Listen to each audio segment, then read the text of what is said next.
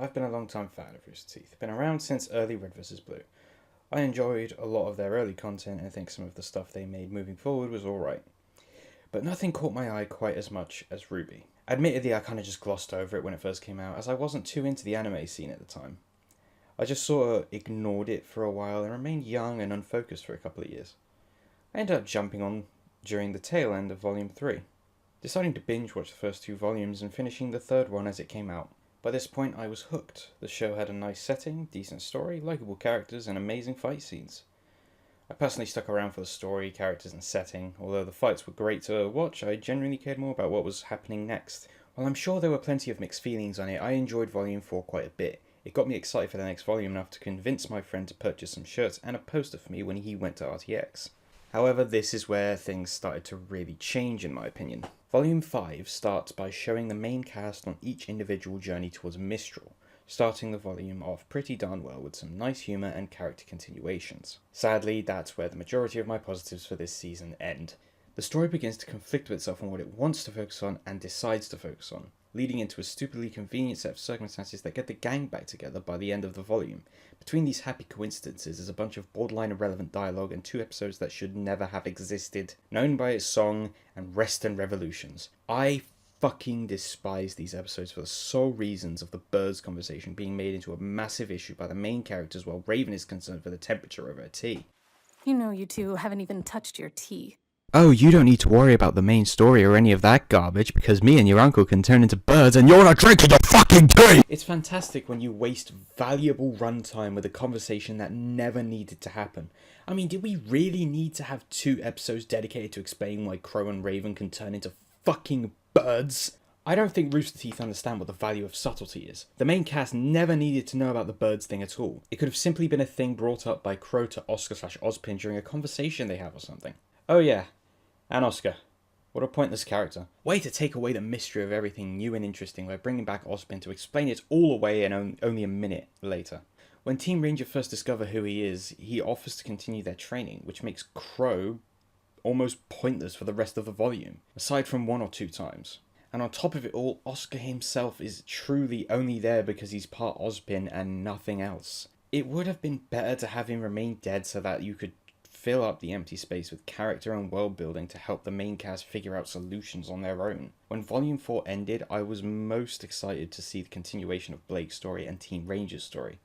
This quickly turned into just Blake, as she has the only decent storyline in Volume 5 out of the 2 that are available.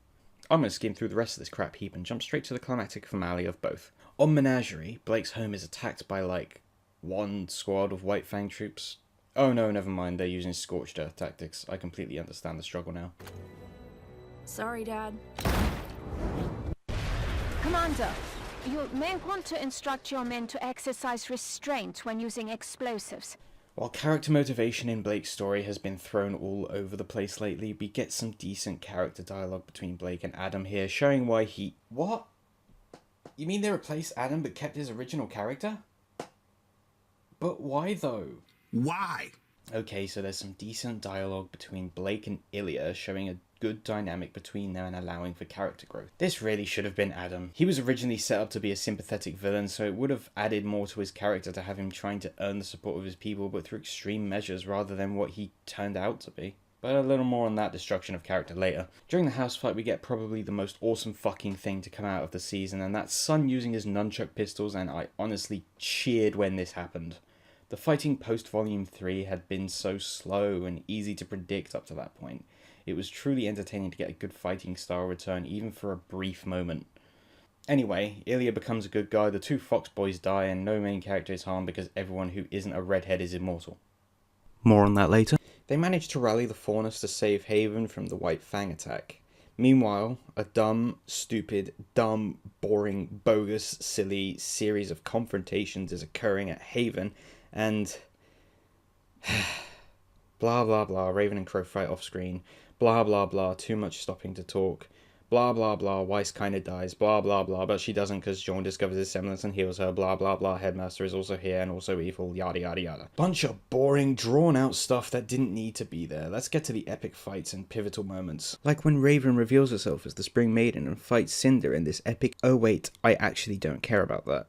How about the White Fang attack on the school? Are you fucking serious? Adam only brought like one team of White Fang troops? I mean, you could argue he was trying to be covert this time around, but for fuck's sake, learn better tactics, man. Or, well, I guess you can't now.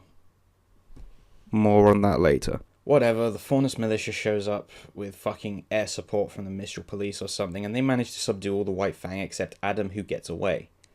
Cinder promptly dies, Raven is confused, Yang gets the relic, the bad guys get away, team reunites, Crow looks at relic, the volume promptly ends. This is by far the worst volume in the show because it's so slow, and then too fast, and then who fucking cares about pacing anymore? Ilya should never have existed, it should have been Adam in her place. Yang was too much of an immature bitch for me to care about her at all. Again. Jean discovering his semblance this soon was kind of forced, if I'm being honest. I mean, this was tea since Volume 1, you'd think we'd have a more emotional payoff instead of saving a character we know can't die because of her story arc hasn't finished yet. And also season the name of the show. Weiss had no purpose throughout the volume. Raven was underwhelming as fuck, Crow was useless, Cinder sucks. Who the fuck is Hazel again? Why was he here? Blake is the perfect fucking girl that everyone wants to get with for some reason. Ruby learned how to fight without her weapon, which will only be used for this volume as far as I'm concerned. So by this point you'd think they've figured out their mistakes and would work to fix them next volume, right? Well, yeah, a little bit. They still fuck up though. The volume actually starts off pretty well, although in the eyes of those who've already finished the volume, it's actually the first steps towards ruin. I feel like they should have ended the previous volume with the main cast boarding the train and started this one off with them on the train. That way you don't need to spend more time on this set of farewells accompanied by the brief return of Neptune. This extremely short sequence between Sun and Neptune will be important for later on. But anyway, the team get on the train, we get some cool fights and stuff, Dee and Dum are there, there's a brief bit of talking, train splits, Ruby, Crow, Oscar and elderly representation get train wrecked. Everything's cool so far, right? Well, things get a bit more promising when they decide to give us some meaningful backstory and world building. Like, a fucking shit ton of it. Now this is one of those love it or hate it scenarios. I personally fell in the middle. While I kinda liked a lot of the aspects presented to us, such as the gods and Salem stuff, I always feel like they shove so many explanations at us so early. This has been a major problem with the show recently in my opinion. They explain too much too soon. It's not even a problem with show don't tell, I think they maintain that pretty well. It's just that they remove the mystery and in turn are intrigued to discover the answer. They seem to be actively answering questions that both the show and viewer have been asking. More on that soon. Moving on, they discover that Salem is immortal and Ozpin was lying to them, big quotation marks. They get mad at him and Oscar suffers for it. On the journey to the American border, they discover an abandoned town. All the characters start to lose hope and consult each other about their own story arcs. Except Crow, who just tries to drink his depression away. This boils up to a point where they encourage Ruby to just throw away the lamp, and that Salem will never find it. She does it unintentionally and goes down to resecure it. This leads to the discovery of the apathy. The most boring, grim form ever conceived. Don't get me wrong, I can see what they wanted to go for, but similarly to the Nuclear Weave, the art style doesn't support horror or fear-inducing foes. They're basically just zombies with a scream that removes your will to go on. Ruby, with the guidance of elderly representation, uses her silver eyes to save Blake and the others, giving them the time to escape. Weiss burns down the building, Yang chooses to value Blake's life over her sister and uncle, they get away and continue to the American border. Elderly representation proceeds to reveal herself as the Grim Reaper, a retired huntress who had silver eyes and was considered a legend amongst the huntsmen during her prime, setting her up to be a mentor for Ruby to train under. Skipping ahead, they finally reach the American border and reunite with the others, giving us a scene that made my heart swell in joy. I'm so glad you're all safe. Seriously.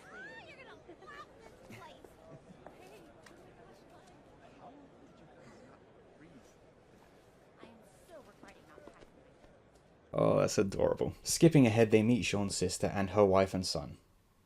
Not going there. Some fun and emotional stuff happens, Crow stops being cool, Ruby gives a nice yet dramatic and flawed speech. Then we get to the finale, and everything goes downhill. They devise a plan to steal a ship so they can go to Atlas, however Blake gets attacked by Adam while disabling the radio tower. Elderly Representation 2 gets into a mech with the intent to kill the main characters. Yang goes to save Blake while the mech fight continues. Now, I don't have much to say about the mech fight itself, there were a few cool bits, but I mostly disliked it. So instead, we'll talk about the main attraction, the rematch of the century. Blake and Adam duke it out in some cool animation and proceed to ruin it all with dialogue. Throughout the entire fight, Adam comes across as a crazy ex rather than a morally grey extremist villain like he was originally. Now before we go any further, I'm going to direct you to watch a video by Eruption Fang, link in description, that in my opinion perfectly describes the problem with Adam. He explains it better than I can describe things at least. He can be a bit of a wanker in his videos, but he makes okay points. I don't have time to go over everything myself, so I'll mostly just focus on the fight. The fight goes on for a bit and Adam takes his blindfold off, revealing a Schneid Dust Company branding on his face.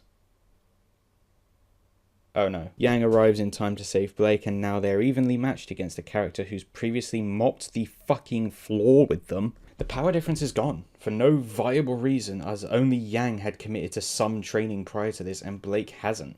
Even though Adam was shown to be on a level high enough to basically one-shot Yang in Volume 3. Yang also, for some reason, doesn't have PTSD anymore, and Blake isn't as emotionally held back as she was during the confrontation at Beacon, removing any emotional debuffs that would have given the fight a more meaningful impact. Instead, they use this time to make Adam look more evil and more like a piece of shit ex. They fight for a bit more, then Yang completely blocks the same attack that took her arm in Volume 3, putting both Yang and Blake's skill level on par with Adam.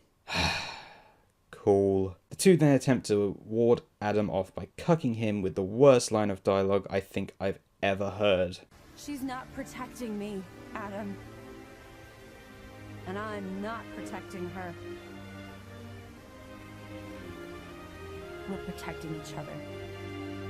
No. I've seen a lot of people bring up how shittily written this entire fight was in terms of dialogue, and with good reason. When Yang first shows up, Adam talks about finishing their fight as if 1. They ever fought to begin with, 2. They're direct rivals. This show doesn't even remember that they never actually talked to each other. How does he even know her fucking name? This really bothered me when I watched the fight. Adam and Yang speak as if they know each other when their only interaction beforehand was him slicing her fucking arm off and no words ever actually exchanged between the two of them. I'm getting off topic. Again, let's move on. They fight a more one-sided match in favour of gay rights. Adam loses his sword because he was throwing it around everywhere and they took advantage of that or something. I don't fucking honestly care. At this point, I suspect Adam will be shamed, then left injured and alone, which will allow him to return to Atlas during the next volume and...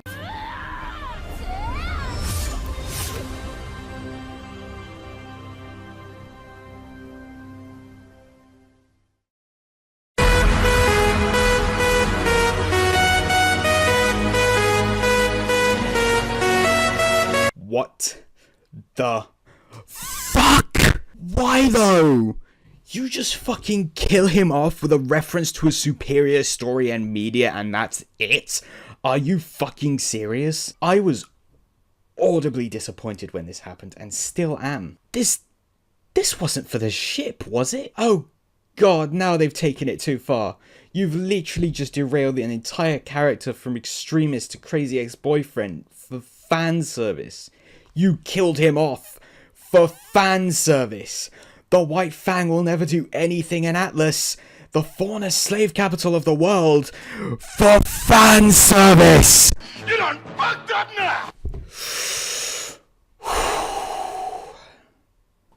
Alright, allow me to explain why I'm angry. Let's take Adam, the White Fang leader, a character whose original purpose was to liberate the faunas and subjugate humanity through the White Fang. Now he's gone and the extremist side of the White Fang can't ever return. This removes a powerful story option for the upcoming Atlas arc. I view Adam as a revolutionist root Marcus from Detroit Become Human, taking violent and extreme measures to make humanity listen. I wanted him to remain a villain, but one you could sympathize with and would inspire you just as much as his people. He could have snuck into the Atlas dust mines or get captured as a fellow slave worker, forced to witness faunus abuse firsthand again, and allowing us to see things from his perspective as he inspires the faunas around him to rise up and fight back.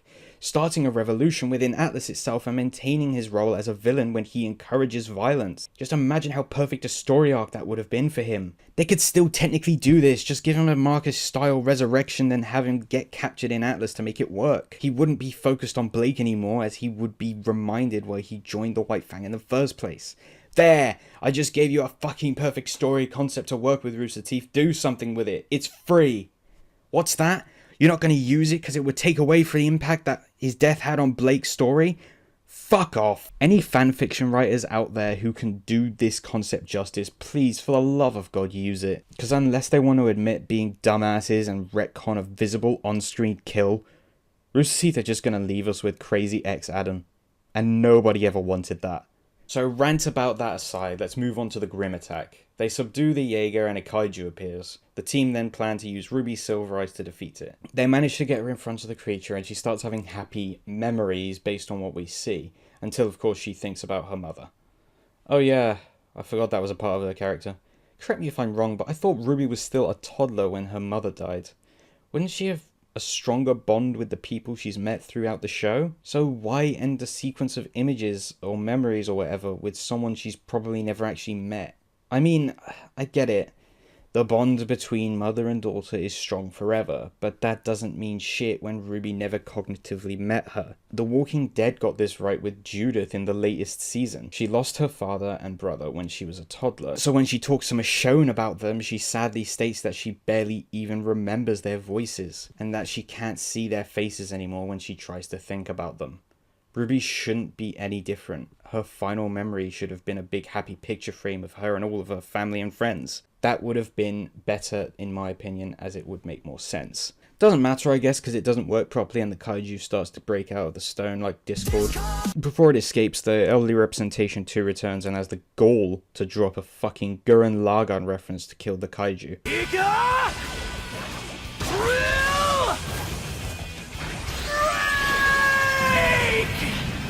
She lets them all go and they start flying away to Atlas.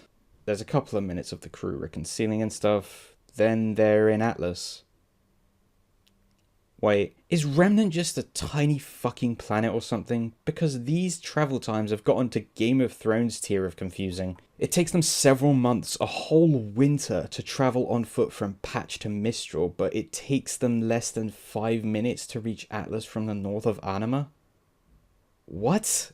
This show is a roller coaster, not the good kind. The kind that stops you periodically along the track and you question whether or not it's part of the ride until you see the maintenance crew roll up. They seem to be rushing the story towards the finish line when it's really only the halfway point. Fan service is a major issue. If it affects the characters and main story negatively, it shouldn't be done. Not only that, but Blake has had like 9 love interests throughout the runtime of the show. In Volume 1, they were setting it up to be Sun, but due to the fans, they made it Yang while juggling the others around for hours. It's like a rigged game that you already know the results of, but they tease you with other possible outcomes only to give you the same result. This was confirmed for me when they had Sun fuck off at the start of the volume. The support the staff gave the Bumblebee ship was misplaced, and took away the character's care for others. Just look at Yang. Get Blake out of there, but fuck your sister and your uncle, right? Who cares if they die? Who cares anymore? At the rate things are going, I half expect Ruby to become the harem queen of Remnant before the end of the next arc. She has enough love interests herself after all, and the writers just can't seem to decide. I also saw a comment on a discussion somewhere about how they speculate the writers to double down on the political agenda and treat Atlas like the leftist view of Trump's America as a xenophobic, over-militarized country, with bigots being the main background villains. While I highly doubt they'd go that far, it's definitely not off the table. I feel like I may have missed a few things, so feel free to point out your own frustrations with the show in the comments below. This isn't my normal type of video, as I don't like being negative about things. However, it allows me to vent. I thought about making this video after seeing Adam die on camera, after which I decided to wait until the volume finale came out to make my final verdict. And that's the thesis. I hope this video was entertaining at the very least. I've got like 9 other projects to get back to after this, so I'm gonna go ahead and end this off here. Oh, and fanfic writers, I wasn't kidding about the story concept thing, hit me up. Anyway, thank you all for watching, and I'll see you guys next time.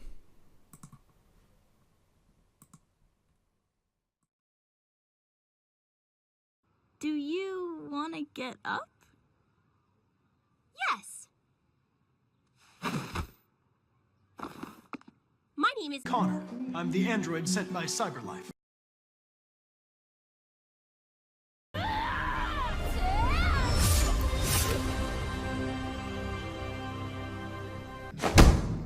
"28 stab wounds.